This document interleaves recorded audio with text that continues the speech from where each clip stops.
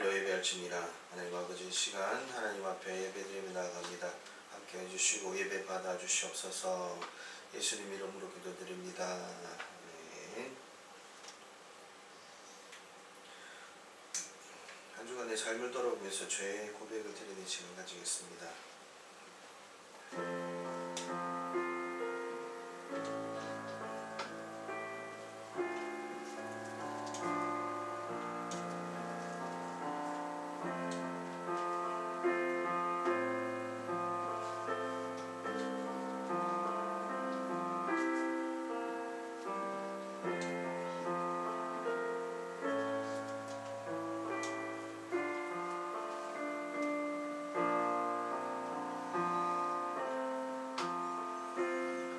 하나님 감사합니다. 우리가 죄 가운데 태어나서 죄와 더불어 먹고 마시며 살아왔던 인생인데 예수 그리스도의 보혈로 말미암아 하나님께 담대히 나아갈 담력을 얻게 하시니 감사합니다. 하나님, 이 시간 그리스도의 보혈을 요청합니다. 우리의 모든 죄악 가운데 그리스도의 보혈로 덮어주시사 깨끗게 씻어주시사 하나님께 예배드리며 나아갈 수 있도록 역사하여 주시옵소서.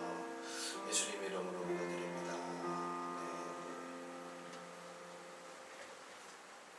찬송가 270장 찬양드리겠습니다.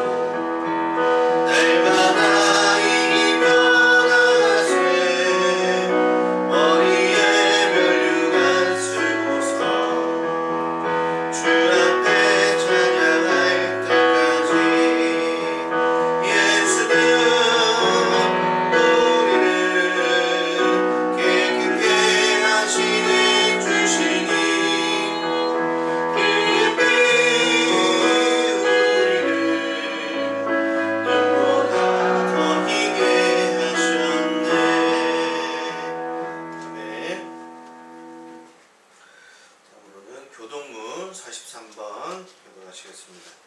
교동문 43번입니다. 교동문 43번입니다. 이렇게 교독하시겠습니다. 교동문 43번입니다.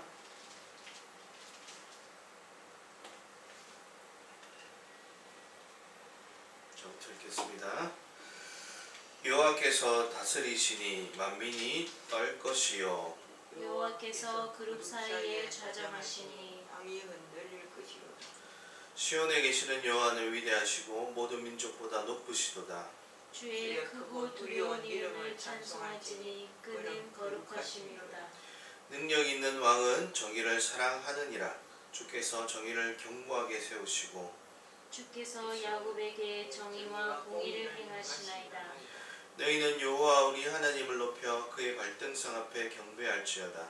그는 거룩하시도다. 그의 제사장들 중에는 모세와 아론이 있고 그의 이름을 부르는 자들 중에는 사무엘이 있도다.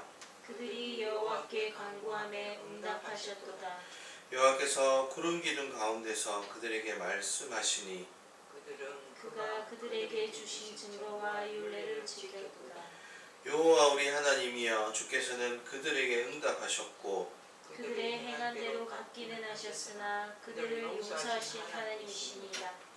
너희는 여호와 우리 하나님을 높이고 그 성산에서 예배할지어다. 여호와 우리 하나님은 거룩하심이로다. 아멘. 아멘. 사도신경으로 신앙 고백 드리시겠습니다. 시작. 전능하사 천지를 만드신 하나님 아버지를 내가 믿사오며 그 외아들 우리 주 예수 그리스도를 믿사오니 이는 성령으로 잉태하사 동정녀 마리아에게 나시고 본디오 빌라도에게 고난을 받으사 십자가에 못 박혀 죽으시고 장사한 뒤 사흘 만에 죽은 자 가운데서 다시 살아나시며 하늘에 오르사 전능하신 하나님 우편에 앉아 계시다가 저리로서 산자와 죽은 자를 심판하러 오시리라. 성령을 믿사오며 거룩한 공회와 성도가 서로 교통하는 것과 죄를 사하여 주시는 것과 몸이 다시 사는 것과 영원히 사는 것을 믿사옵나이다. 아멘. 찬송가 455장 찬양드리겠습니다. 찬송가 455장입니다.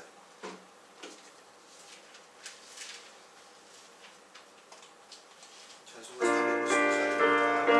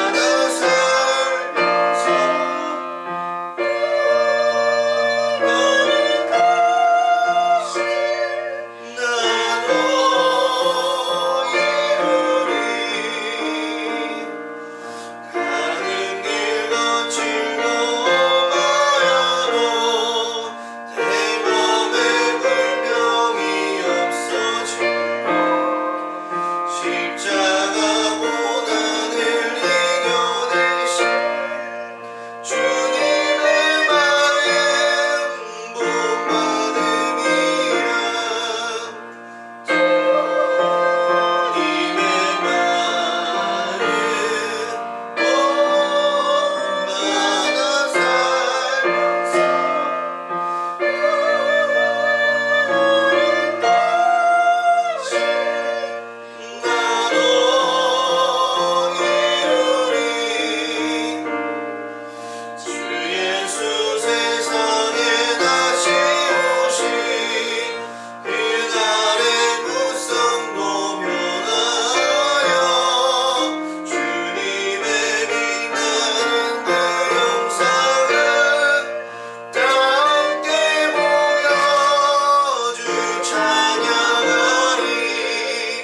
주님의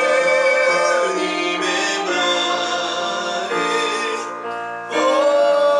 본마다 살면서 보는 것이 나도 이루리. 아멘. 다음으로는 이하나 사모님 이 예배를 위하여 우리를 대표하여 기도해 주시겠습니다. 사랑과 은혜가 풍성하신 하나님 아버지, 오늘도 거룩한 주일을 허락하시고 주님의 몸된 교회로 불러 모아주심에 감사드립니다. 지난 한 주간도 우리의 삶을 지켜주시고 우리의 걸음을 인도하시며 때마다 필요한 은혜를 베풀어 주신 주님께 감사와 찬양을 올려드립니다. 주님, 우리의 마음과 생각을 돌아봅니다. 하나님보다 앞서 염려하고 세상의 기준과 방법을 의지했던 우리의 연약함을 용서하여 주옵소서. 입술로는 주님을 고백하면서도 삶 가운데 온전히 순종하지 못했던 모습들이 있었다면 긍휼히 여겨주시고 다시 주님의 뜻 가운데 살아가는 믿음의 자녀들이 되게 하여 주옵소서.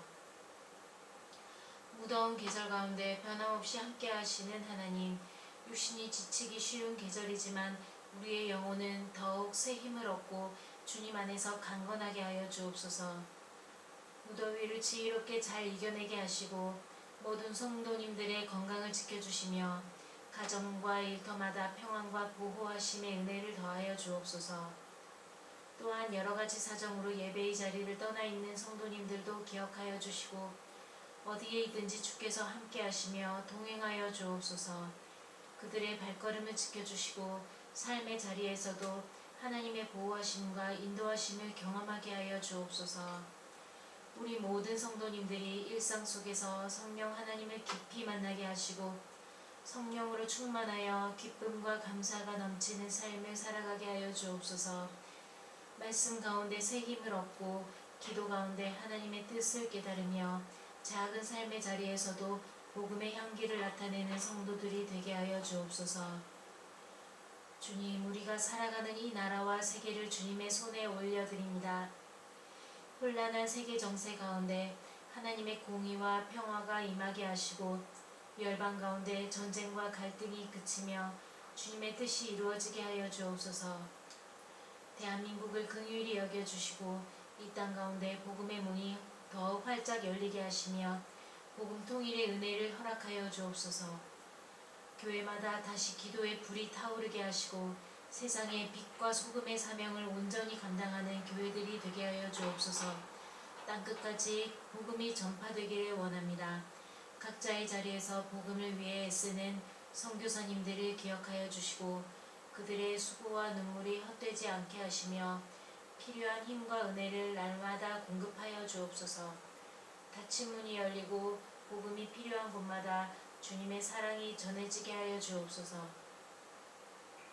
주님, 우리 기쁜 찬송교회를 사랑하시고 세워주심에 감사드립니다. 담임 목사님께 영육간 강건함을 허락하여 주시고 맡겨주신 사명을 감당하실 때마다 하늘의 지혜와 능력을 더하여 주옵소서. 강성주 담임 목사님 마음 가운데 주님을 향한 첫사랑이 더욱 새롭게 회복하게 하시고 날마다 성령의 기름 부으심 가운데 충만한 은혜로 사역을 감당하게 하여 주옵소서. 말씀을 전하실 때마다 생명의 능력이 나타나게 하시며 목사님의 걸음을 통해 많은 영혼이 주님께 돌아오는 복된 역사가 있게 하여 주옵소서. 기쁜 찬송교회의 모든 부서와 기관 위에서도 은혜를 더하여 주시고 서로 사랑하며 하나 되는 공동체가 되게 이끌어 주옵소서. 주님, 다가오는 7월 17일 여름 수련회를 위해 기도드립니다. 준비하는 모든 과정 가운데 주님께서 친히 함께하여 주시고 계획하는 모든 일정이 은혜 가운데 차질 없이 진행되게 하여 주옵소서. 수련회를 준비하는 손길마다 기쁨과 새 힘을 주시고 참여하는 모든 청년과 성도님들이 하나님을 깊이 만나며 믿음이 더욱 자라나는 시간이 되게 하여 주옵소서. 단순한 행사가 아니라 성령님께서 역사하시는 은혜의 자리가 되게 하시고 그곳에서 받은 은혜가 삶 가운데 이어지게 하여 주옵소서. 오늘 드리는 예배 가운데 성령님 함께하여 주시고 우리의 찬양과 기도와 말씀 가운데 홀로 영광받아 주옵소서. 우리의 남은 삶이 주님께 기쁨이 되는 삶이 되게 하시며 언제 어디서나 주님과 동행하는 믿음의 사람으로 살아가게 하여 주옵소서. 감사드리며 우리를 구원하셨고 다시 오실 예수 그리스도 이름으로 기도드립니다. 아멘.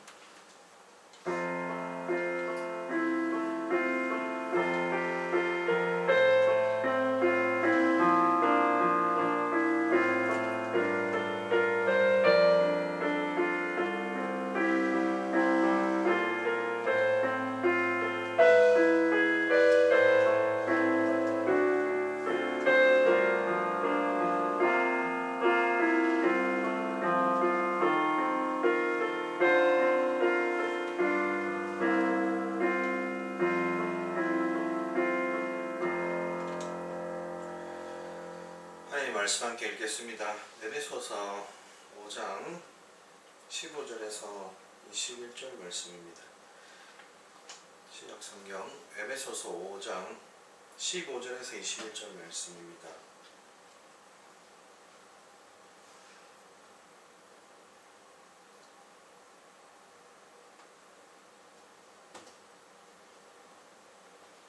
에베소서 5장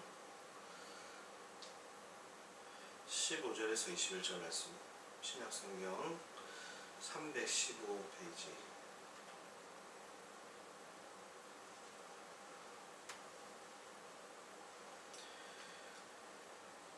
다 찾으신 줄 알고 함께 읽겠습니다.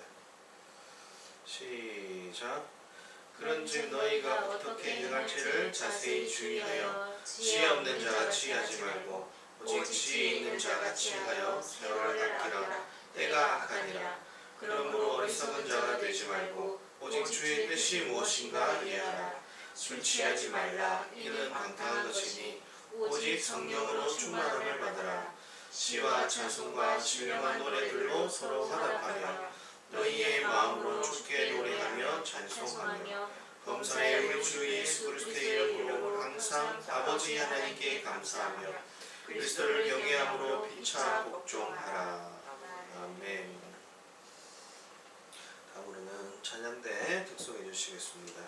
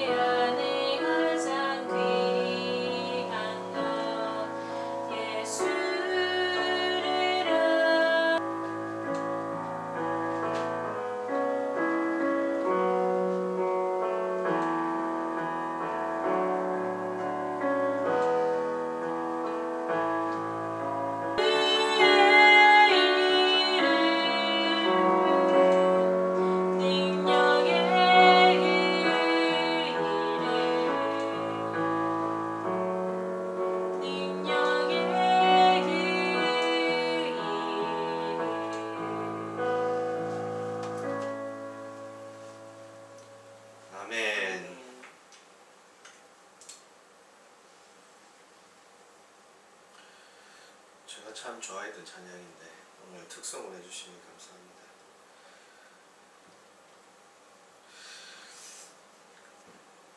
많이 충만해 있을 때 물론 성령께서는 항상 우리 안에 계시죠. 우리 안에 계신 것은 확실합니다.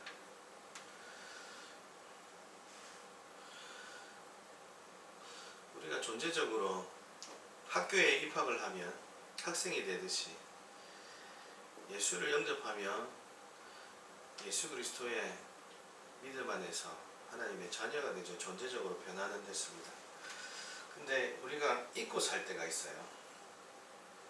하나님과 구원을 얻었다. 하나님 믿음을 가지고 구원을 얻었다지만 하나님을 잊고 사는, 하나님과 가까울 때도 있고 멀 때도 있고. 그래서 하나님이랑 가까워지면 내가 믿음이 좋은 것 같다가 멀어지면 하나님이랑 먼 것 같다가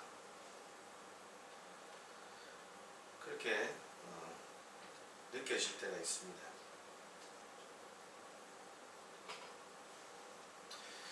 우리 인생에서 가장 귀한 게 뭔가? 제가 기도 많이 할 때는 늘 그 생각이 들더라고요. 빨리 예수님 오셔서 이 세상에 예수님의 나라가 이루어지는 것보다 귀한 게 없다. 그래서 늘 기도 주제가 예수님 어서 오세요. 지금 오세요. 예수님 만나고 싶습니다. 예수 이름이 가장 귀합니다. 그런 마음이 늘 충만했었어요. 그래서 내 안에 가장 귀한 것 예수를 알미라. 이 바울의 그 고백이죠. 그 고백이 내 진심으로 느껴졌어. 그 찬양을 부를 때마다 예수가 제일 귀하지 그래. 근데 잊고 있으면 하나님을 잊을 때는 어떻게 될까? 내 안에 가장 귀한 것 많죠. 예수 말고도 많음이라 이렇게 됩니다. 그러면 내가 성경 충만 안 한가 보다 이런 생각이 듭니다. 하나님하고 멀어졌구나 깨닫죠. 그래서 우리가 충만함에 대해서 성령의 충만함이 뭐냐 이것에 대해서 한번 고민을 해보다가 제가 성령 충만에 대해서 한번 의미를 짚어봐야 되겠다. 그래서 오늘 제목을 성령 충만함의 참 의미라는 제목으로 말씀을 준비했습니다. 함께 은혜를 나누시겠습니다. 그리스도인으로 살아가면서 우리가 가장 많이 듣고 또 가장 갈망하는 단어 중 하나가 무엇입니까? 네. 우리가 예수를 믿는 사람이라면 예수님께서 약속하신 그 성령을 받아서 성령의 충만함으로 살기를 원할 것입니다. 우리는 기도의 자리에 나갈 때마다 뜨겁게 부르짖습니다. 주여 내게 성령을 충만하게 부어주시옵소서. 이렇게 부르짖습니다. 그런데 우리가 생각하시는 성령 충만의 진짜 모습이 어떤 것일까 생각해 봅시다. 많은 성도들이 이 단어를 들을 때 어떤 초자연적이고 뜨거운 현상을 가진 그런 장면을 떠올릴 것입니다. 가슴이 뜨거워지며 눈물을 흘리며 밤새 부르짖는 모습, 또 방언을 말하고 예언을 하며 병이 고쳐지는 신비로운 역사, 이런 집회 현장에서 강렬한 감정의 흥분을 느끼고 또 그 안에서 하나님을 꼈다 생각하며 뜨거운 황홀경 같은 그런 모습을 상상할 수가 있을 것입니다. 이런 뜨거운 정서적인 체험과 사는 성령님께서 우리에게 주시는 귀한 선물입니다. 하지만 그것이 성령 충만의 본질이자 참 의미일까 해보아야 한다는 것입니다. 만약 뜨겁게 박수치며 눈물 흘릴 때만 성령 충만한 것이라면 고요히 골방에 앉아 무릎을 꿇고 있는 시간은 성령 충만하지 않은 것이겠습니까? 집회에서 뜨겁게 은혜를 받고 돌아와 주차장에서 사소한 일로 이웃과 얼굴을 붉히고 집에 돌아가서 배우자에게 독한 말을 쏟아내는 이런 모습은 어떻게 설명해야 할 것입니까? 우리는 성령 충만을 마치 영적으로 배터리가 방전되면 배터리를 다시 충전해야 되는 그런 현상처럼 여길 때가 많이 있다는 것입니다.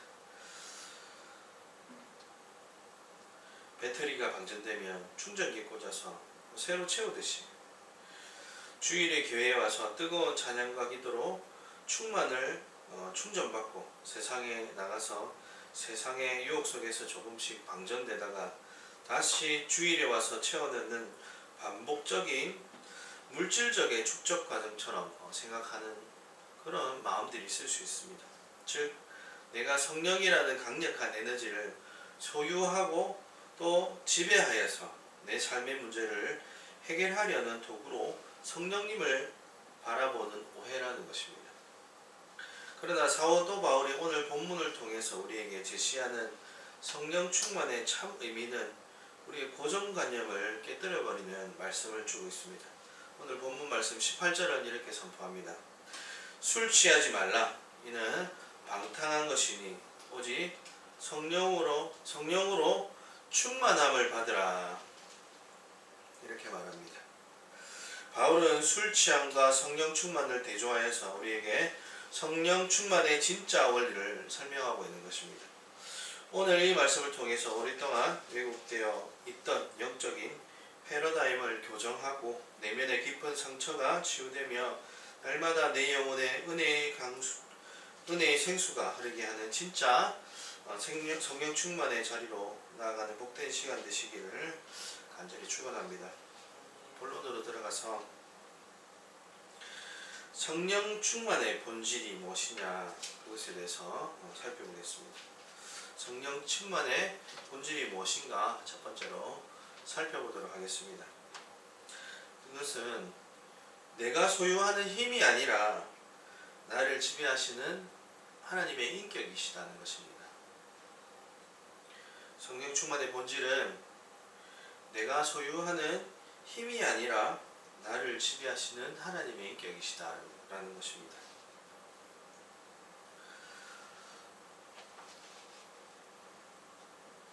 사도 바울은 왜 술 취함과 성령 충만을 비교했겠습니까? 고대 에베소 지역에는 술과 황홀경을 숭배하는 신 디오니소스를 숭배하는 그런 문화가 있었습니다. 그래서 그 제단에서 빈번히 술을 마시고 음란을 행하는 그런 제사들이 열렸던 것입니다. 당시 사람들은 술에 가득 취해서 이성이 마비되고 통제력을 잃어서 광란의 상태에 이르는 것을 신에게 사로잡힌 신성한 상태라고 착각을 했던 것입니다. 바울은 이방인들의 어리석은 종교적 습관을 꼬집으며 참된 영적 각성은 인간의 인격을 파괴하는 술 취함이 아니라 인간의 인격을 가장 아름답게 회복시키는 성령의 지배를 받는 것이라고 선언을 합니다. 본문 18절 하반절에서 이렇게 말합니다. 오직 성령으로 충만함을 받으라. 이 단어를 헬라어 원문으로 보면 플레루스 데엔 프뉴마티 이렇게 써놓았는데 이 짧은 구절 속에서 세 가지 아주 중요한 비밀이 담겨져 있는 것입니다. 첫 번째는 이 동사는 명령형이라는 것입니다. 성령 충만은 신앙의 특별한 누군가만, 특별한 엘리트들만 누리는 특별한 옵션이 아니다라는 것이죠. 예수 그리스도를 믿는 모든 성도들이 반드시 따라야 하는 절대적인 명령이자 권리라는 것입니다. 두 번째로 수동태로 되어 있다는 것입니다. 수동태라는 것은 능동의 반대, 스스로가 아닌 반대로 주체가 다른 것이 주체가 되어서 나를 지배하게 되는 것, 이것을 수동태라고 합니다. 충만하게 만드는 주체는 내가 아니라 성령님이시라는 것이죠. 내가 돌을 닦고 고행을 해서 내 안에 성령을 억지로 채워넣는 것이 아니다라는 것입니다. 성령 충만은 성령님의 능동적인 임재 앞에 내 고집과 자아를 내려놓고 맡길 때 주어지는 은혜라는 것입니다. 은혜라는 것은 우리가 선물이라는 단어죠. 하나님으로부터 받아지는 것, 선물. 그것이 은혜라는 것입니다. 세 번째로는 가장 중요한 단서로서 이 동사는 현재 진행형으로 된다는 것입니다. 지금 되어지고 있는 것, 그것을 말하는 것입니다. 헬라 문법에서 현재형, 명령형은 일회성 사건이 아니라 끊임없이 반복되고 지속되는 삶의 상태를 의미한다 이렇게 말합니다. 즉 이것을 번역하면 날마다 매 순간 끊김없이 성령으로 가득 채워지는 상태를 유지한다라는 뜻인 것입니다. 여기서 충만이라는 단어는 물컵에 물이 가득 차 있는 정적인 상태만을 뜻하지 않습니다. 고대 헬라 사회에서 이 단어는 바람이 배의 덫에 가득 차서 그 바람의 힘으로 배가 앞으로 나아가는 역동적인 상태를 묘사할 때 사용되었던 것입니다. 따라서 성령 충만은 내가 성령이라는 물질을 내 안에 많이 소유하는 것이 아니라는 것입니다. 성령이라는 바람 앞에 내 인생의 돛을 활짝 올려서 그분의 주권적인 인도하심과 지배력 아래 내 삶을 전적으로 맡겨드리는 인격적인 복종의 상태, 즉 성령에 의해 이끌림 받는 상태를 성령 충만이다 라고 말한다는 것이죠. 그래서 우리가 착각하지 말아야 할 것은 옛날에 기도 많이 해서 은사 받았다 라고 여기는 것이 나는 성령 충만하다 라는 착각을 하면 안 되는 이유라는 것입니다. 성령은 쌓아놓는 것이 아니라는 것이죠. 그래서 물질은 애쓰고 노력해서 노력한 만큼 쌓아두고 언제든 뺏을 수 있는 것이지만 성령의 충만의 상태는 옛날에 충만해졌던 가득 찼다고 지금도 가득 차 있는 상태라 말할 수 없다는 것입니다. 그래서 지금 이끌림 받지 못하면 성령 충만하지 못한 상태다라고 말을 할 수가 있는 것입니다. 그래서 내주하시는 성령님이 나와 함께 하시는 것과 성령이 충만한 것은 별개의 문제다라는 것을 우리는 깨달을 수가 있는 것입니다. 현대 심리학과 인지과학에는 점화효과라는 흥미로운 개념이 있다고 합니다. 인간에게는 자신도 모르는 사이에 직전에 접한 자극, 또 환경 혹은 언어에 지배당하고 그 지배력에 의해서 생각하고 행동한다는 이론, 이것이 바로 점화효과라고 표현을 합니다. 미국의 뉴욕대학교의 심리학자 존 바거 교수는 대학생들을 대상으로 매우 유명한 노인 고정관념 실험을 진행했다고 합니다.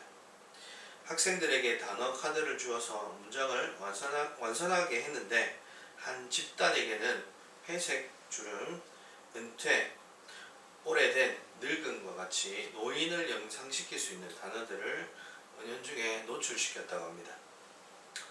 과제를 마친 후 학생들이 실험실을 나와서 복도를 걸어가는 속도를 정밀하게 측정을 했습니다. 그런데 결과는 놀라웠다고 합니다.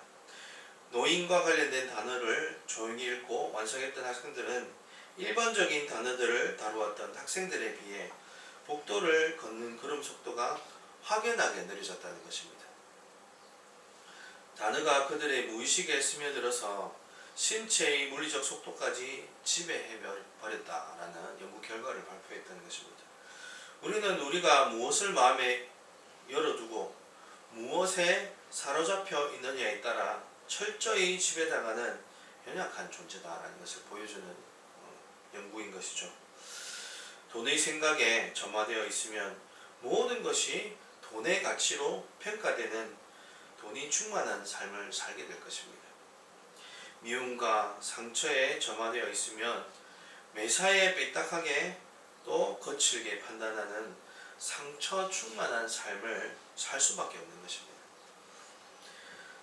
성령 충만은 우리의 무의식과 영혼의 전 영역을 거룩하시고 따뜻하신 성령님의 인격적인 생각과 감정으로 가득 물들이는 과정입니다. 내 힘으로 나를 이끌어 가려는 완악함을 멈추고 거룩한 바람이 내 생각과 감정과 의지를 완전히 지배하도록 허락하는 영적인 점화 상태가 바로 성령 충만이다, 이렇게 말할 수가 있습니다. 오늘날 수많은 현대인들이 알고 있는 정서적 질병의 밑바닥에는 완벽주의적인 통제 욕구가 있다라고 표현합니다. 내 인생은 내가 책임져야 해 라는 것이죠. 내가 다 통제하고 계획해야 안전해 라고 그러한 강박이 우리의 마음에 극도의 불안과 영적인 스트레스를 가져오는 것입니다. 이처럼 자아가 너무 강하고 통제 욕구가 높은 사람은 결코 마음의 진정한 샬롬을 누릴 수 없습니다. 아멘. 끊임없이 요동치는 삶의 환경 속에서 스스로를 구원하려 고군분투하다가 결국 영혼이 소진되어 버리고 만다는 것입니다. 성령님은 이처럼 지쳐있는 우리를 향해 찾아오셔서 우리의 완고한 자아의 힘을 빼버리고 권면하십니다. 로마서 8장 6절의 말씀은 우리를 상한 내면을 치유하시며 이렇게 선포합니다. 육신의 생각은 사망이요 영의 생각은 생명과 평안이니라. 내 인생의 핸들을 내가 쥐고 불안해하는 완악함을 내려놓아야 합니다. 성령 충만은 내 뜻을 관철하기 위해 하나님의 보좌를 흔드는 고집이 아니라는 것입니다. 오히려 하나님의 뜻 앞에 내 고집의 핸들을 내려놓는 아름다운 항복이라는 것입니다. 우리는 이렇게 기도해야 합니다. 성령님, 오늘도 나의 생각과 입술의 모든 말과 감정을 주님의 뜻대로 다스려 주시옵소서. 내 인생의 배에 주님의 거룩한 바람을 채워 주시옵소서. 이 고백을 통해서 내가 가진 힘을 빼고 성령의 지배 아래서 흘러나오는 초자연적인 생명과 진짜 평안을 누리시는 모든 성도님들이 되시기를 축원합니다. 두 번째로 살펴볼 것은 성령 충만의 삶의 지표에 대해서 살펴보겠습니다. 두 번째로 살펴볼 것은 성령 충만의 삶의 지표에 대해서 살펴보겠습니다.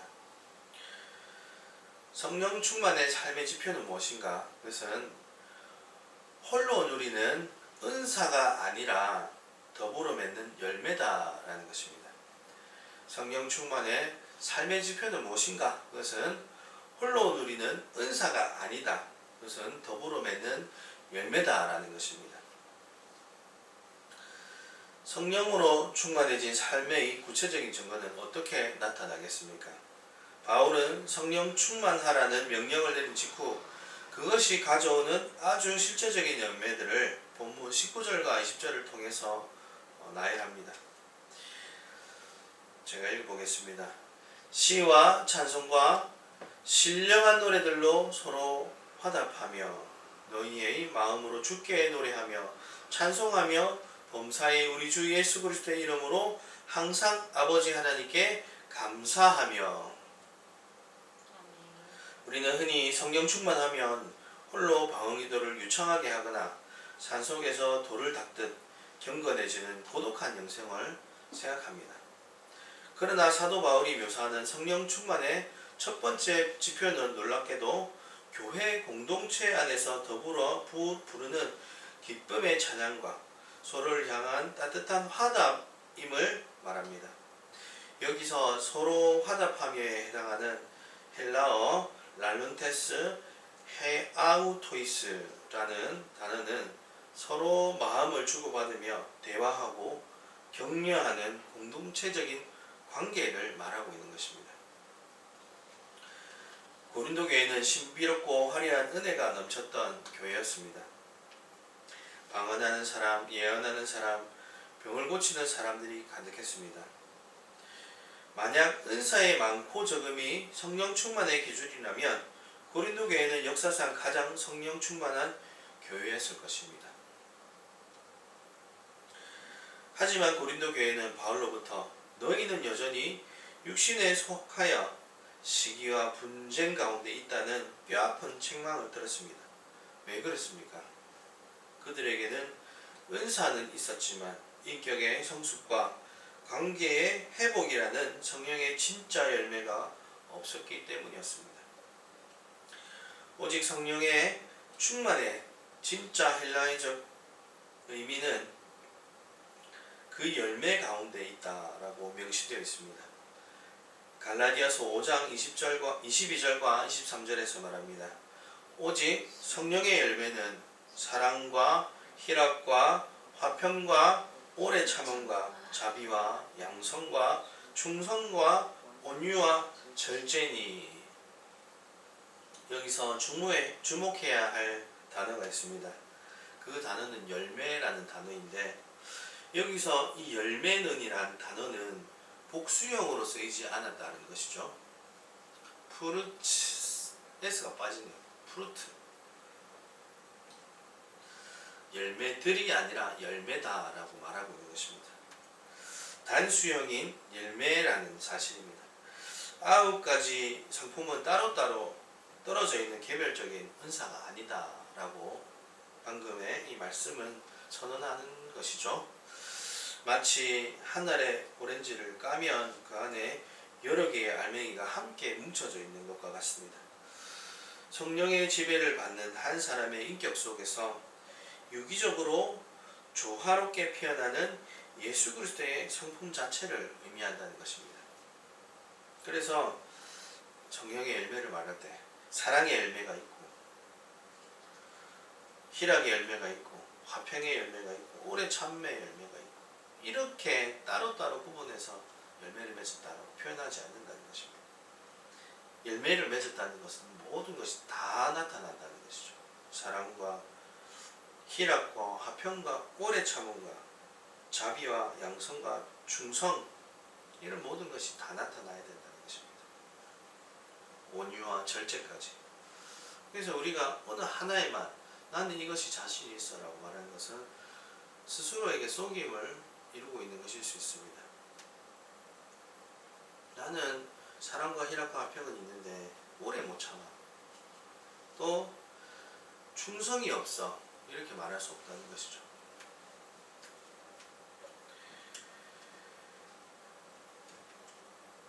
미국의 저명한 원예학 연구소의 한 실험 보고서에는 나무의 열매와 장식물의 차이를 아주 명쾌하게 설명하는 대목이 있습니다.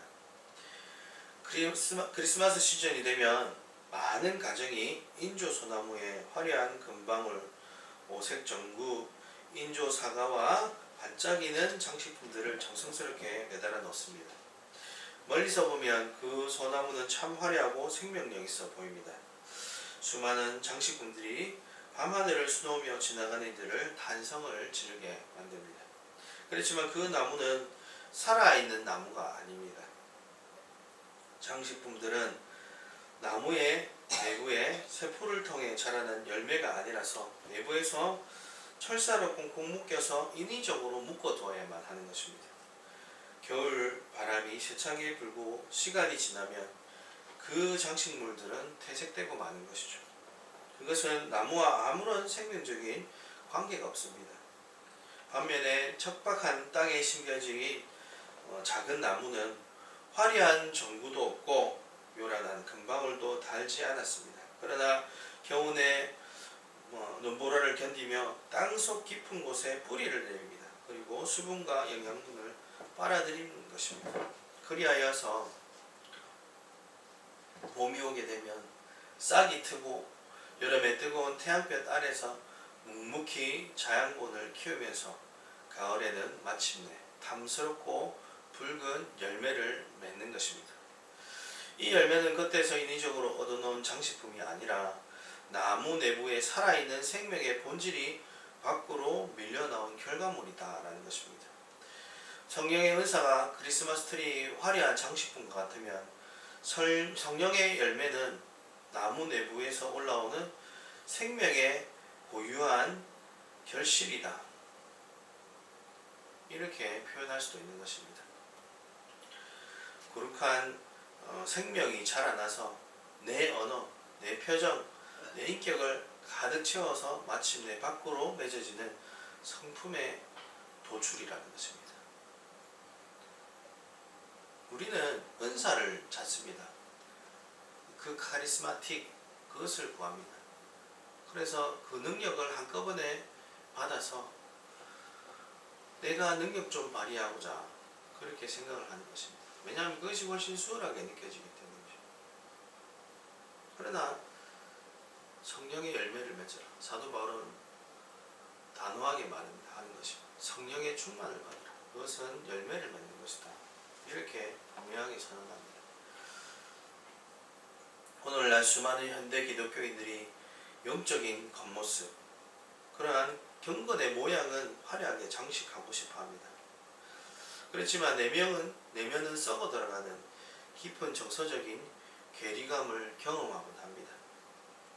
교회에서는 누구보다 거룩해 보이고 은사가 넘쳐 보이지만 집으로 돌아가면 씻기지 않는 분노의 쓴뿌리로 인해서 가족들과 불통의 벽을 쌓습니다. 이것은 은사로 장식되었을 뿐 성령의 통치를 받는 진짜 열매가 아니기 때문입니다. 우리의 깨어지고 일그러진 내면을 조용히 다독이며 치유하시는 성령님의 귀한 말씀이 있습니다. 갈라디아서 5장 25절과 26절의 말씀입니다. 만일 우리가 성령으로 살면 또한 성령으로 행할지니 헛된 영광을 구하여 서로 노엽게 하거나 서로 투기하지 말지니라. 성령 충만은 나를 과시하기 위한 헛된 영광의 도구가 아니다라는 것입니다.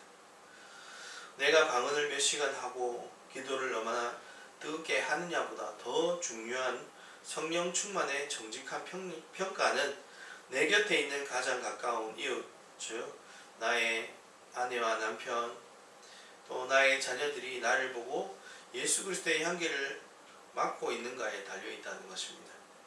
이번 한 주간 크리스마스 트리처럼 그 모습을 화려한 종교적 은사와 형식으로 꾸미려는 애쓰는 그 애씀을 내려놓기를 바랍니다. 대신에 내 마음의 뿌리를 사랑 많으신 성령님께 깊이 내리시기를 축원합니다. 불평이 나오려는 순간 성령의 절제를 구하고 미움이 솟구치는 순간 성령의 오래 참음을 구하십시오.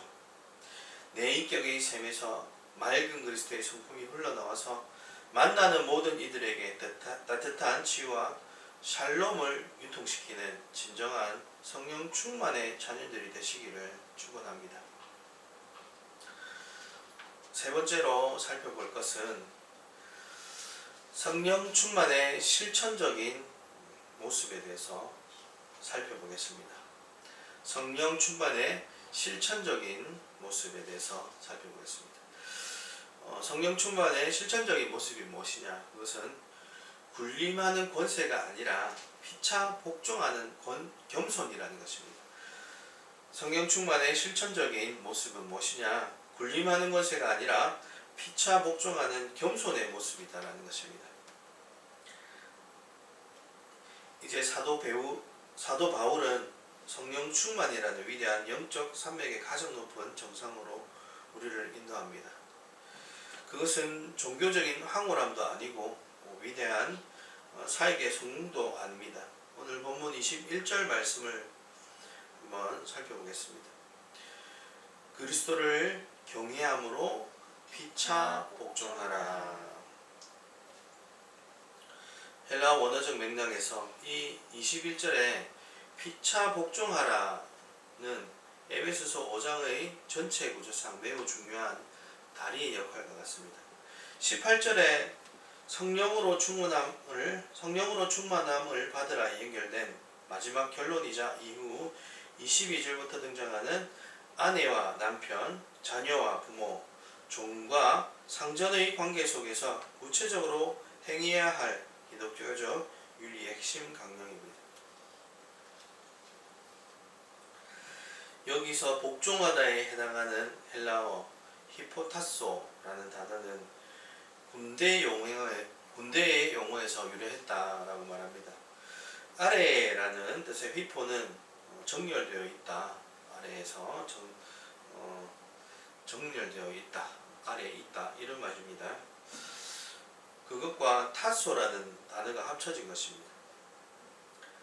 자발적으로 자신을 다른 사람의 권위 아래에 정렬시킨다. 즉 스스로 낮추어서 상대방을 섬긴다라는 뜻입니다.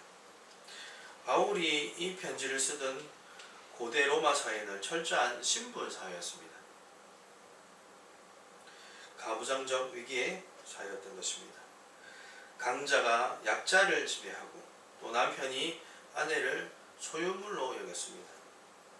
주인이 종의 생사를 평가할 수 있고 생사를 가늠할 수 있는 존재였던 것입니다.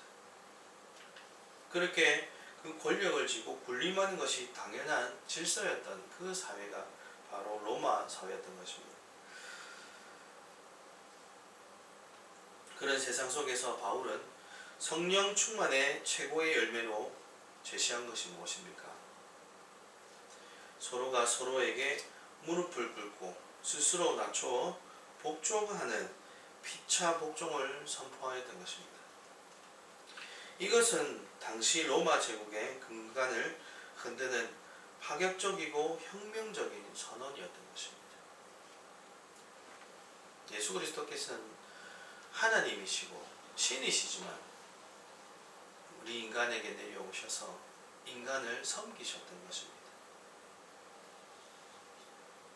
어느 신도 그렇게 한 신이 있을 수가 없었던 것입니다. 납득되지 않는 모습이었고 예수 그리스도께서는 그렇게 우리에게 또 말씀하십니다. 내가 이렇게 하듯이 너희도 하라. 힘을 소유하여 다른 사람 위에 군림하고 영웅이 되려는 로마식 영웅주의를 거부하고 스스로 종의 형체를 입어 십자가에 죽기까지 낮아지신 예수 그리스도의 성품을 닮아가는 것, 그것이 바로 하늘에 전능하신 성령으로 충만해진 인생이 도달하는 가장 영광스러운 삶의 실천적인 모습이라는 선언인 것입니다. 세계적인 의료 선교사이자 정형외과 의사였던 폴 브랜드 박사는 한센병, 나병이라고 그러죠. 한센병 환자들을 치료하며 평생을 바친 위대한 인물로 기록합니다. 그는 의학계에서 한센병 환자들의 손가락과 발가락을 잃게 되는 근본적인 원인이 통증을 느끼는 신경세포의 파괴에 있음을 최초로 밝혀낸 사람입니다. 한센병 환자들의 신체 조직이 떨어져 나가는 것은 균이 직접 살을 파먹어서가 아니다라고 밝혀낸 것입니다. 뜨거운 주전자를 만져도 아픔을 느끼지 못하니 손이 타들어가고 신발 속에서 뾰족한 못이 박혀 살이 뚫려져도 고통을 감지하지 못하니 상처가 골마 뼈가 삭아내리는 것입니다.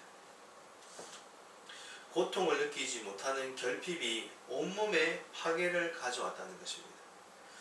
브랜드 박사는 그에 져서 하나님의 글작품에서 인간의 육체가 완벽하게 작동하는 비결은 건강한 신경세포와 지체들이 고통받는 아주 작은 세포 하나를 보호하기 위해서 온전히 복종하고 희생하는 구조에 있음을 설명합니다.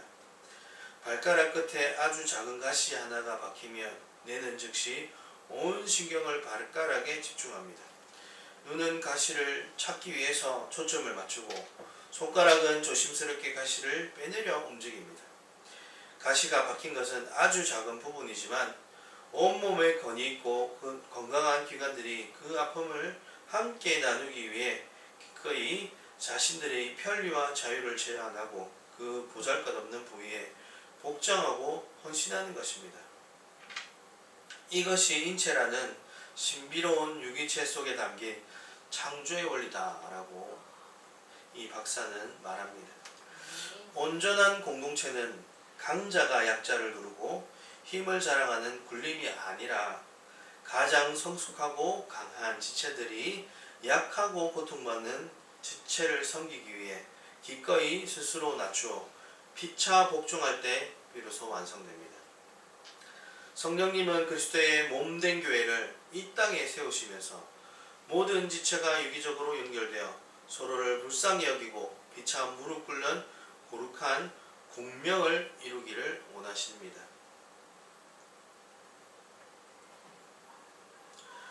오늘날 가정과 교회 공동체 안에서 왜 수많은 갈등과 깊은 상처들이 마르지 않고 일어날까요? 모두가 주도권을 지려하기 때문인 것입니다. 내가 옳다. 왜 내 말에 복종하지 않느냐?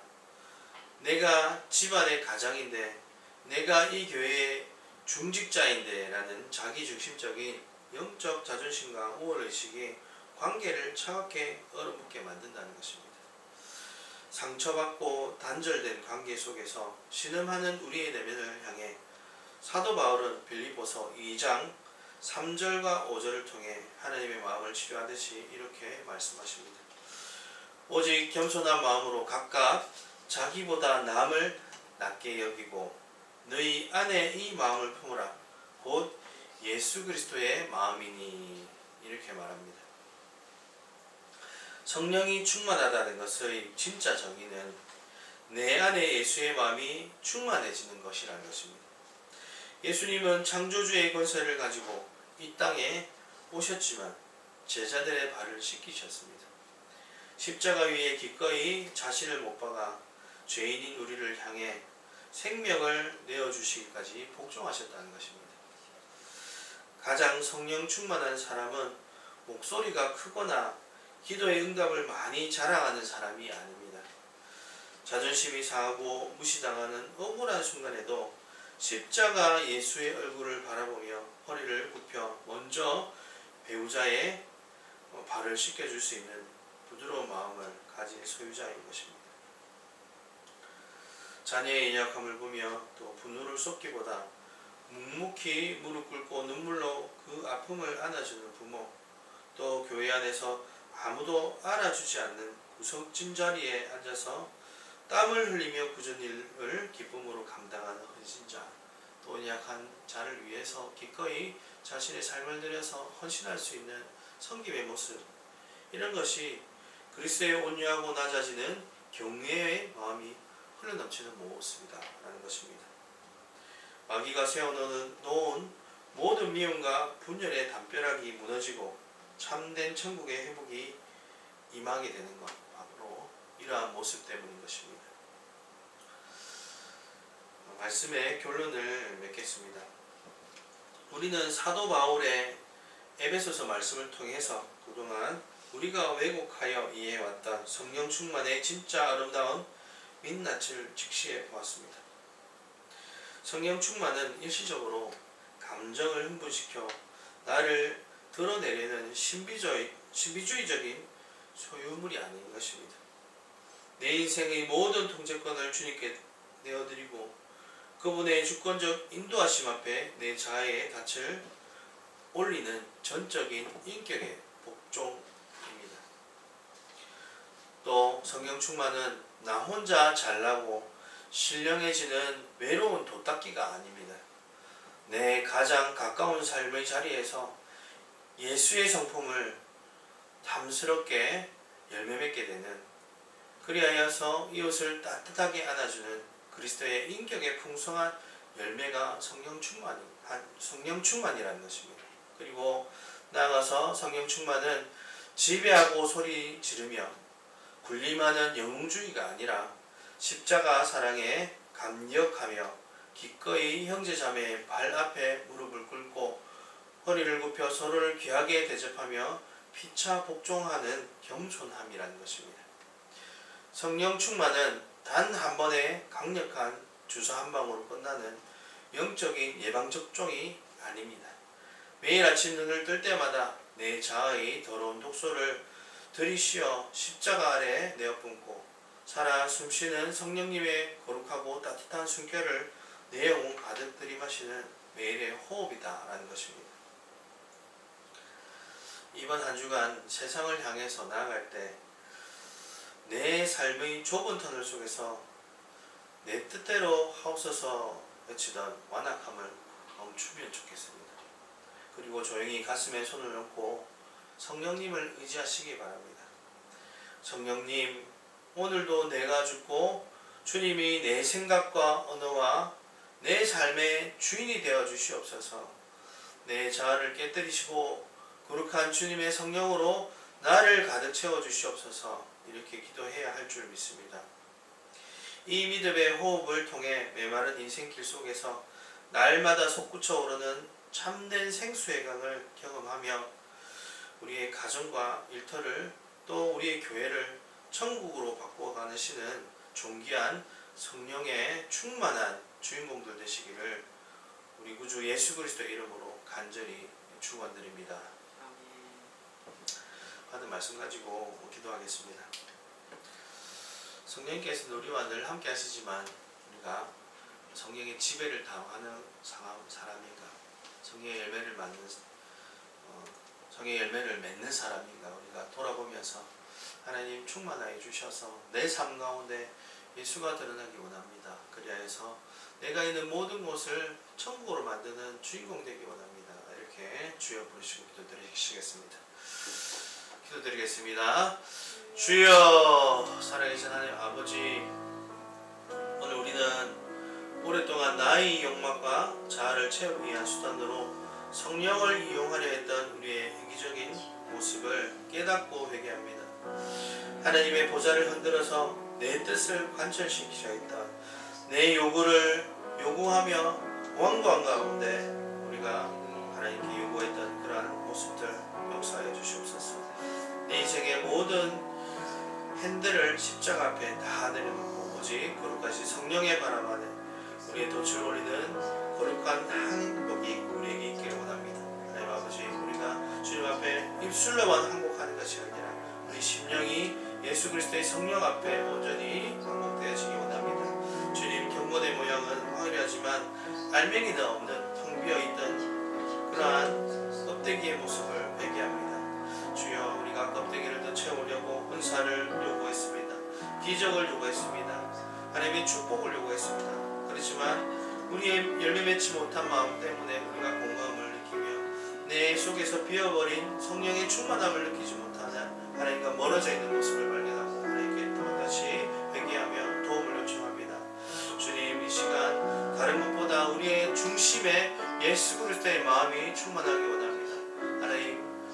하나님께서 말씀하셨던 성령의 그 9가지 열매들이 맺어져서 우리 모든 삶 가운데 성령의 충만함이 무엇인지 우리를 보는 사람들마다 깨달을 수 있는 성령 충만의 역사가 나타나는 주목이 되기 원합니다. 그래서 내가 가는 모든 것을 하나님의 나라를 만들 수 있는 그러한 자 되기 원하오니 아버지, 그러기에 내 모습 가지고 되지 않습니다. 성령님이 도와주셔야 합니다. 하나님, 우리가 손을 벌려서 내가 가지고 있던, 내가 소유하려고 했던 내 모든 판단들을 주님 앞에 손 안에 내려놓고 주님의 음성 듣게 해주시고 음성대로 따라갈 수 있는 될 수 있도록 도와주시옵소서. 주님, 우리가 주님의 음성 듣는 것조차도 아버지 자랑하는 모습이 아니라 순종하기 위해서 주님의 말씀을 듣고 주님 그 뜻대로 살 때 주님의 열매를 쫓아가는 우리가 되어질 수 있도록 역사하여 주시옵소서. 그래서 하나님 오실 때의 진정으로 참된 하나님의 제자로서 인정받고 하나님 나라에 귀하게 이름이 올라가는 우리 모습 되게 원하오니 주여 축복하여 주시옵소서. 역사하여 주시옵소서. 우리 구주 예수 그리스도의 이름으로 간절히 기도드립니다.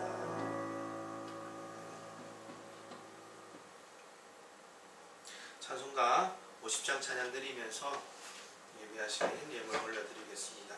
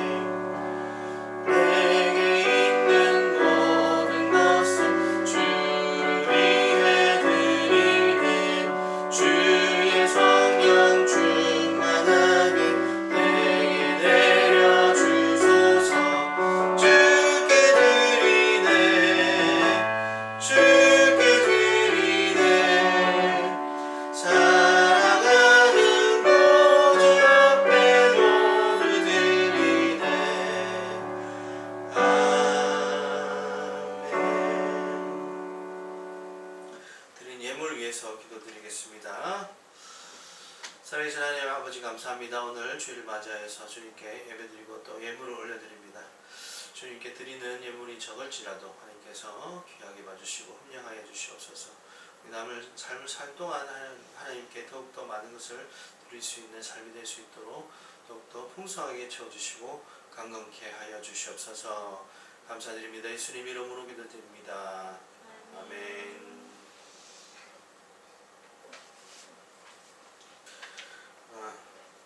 광고 시간인데 특별한 광고 예문 없습니다.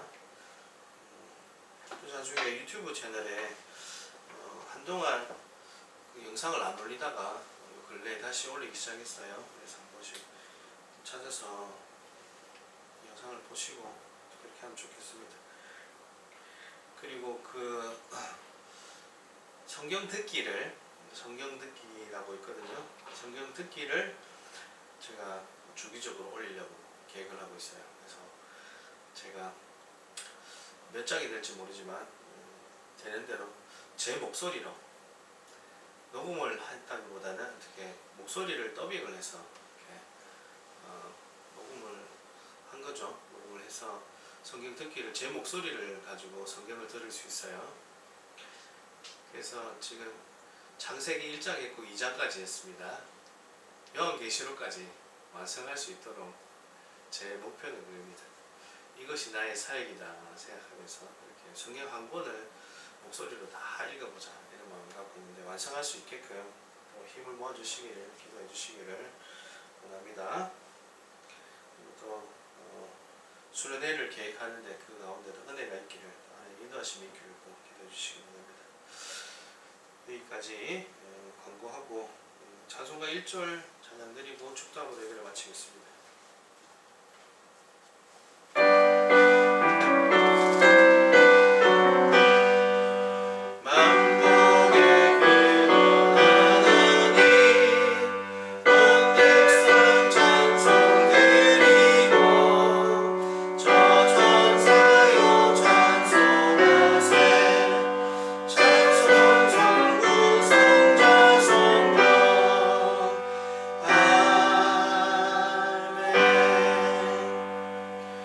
이제는 우리 주 예수 그리스도의 측량할 수 없는 은혜와 하나님 아버지의 한량 없으시고 크신 사랑하심과 성령님의 역사하시고 내주하시며 교통하심이 이 시간 함께하는 모든 성도들의 머리 위에 이들의 가정과 삶의 터전과 일터 위에 이 재단과 이 나라 민족 위에 이제로부터 영원토록 함께 있을지어다.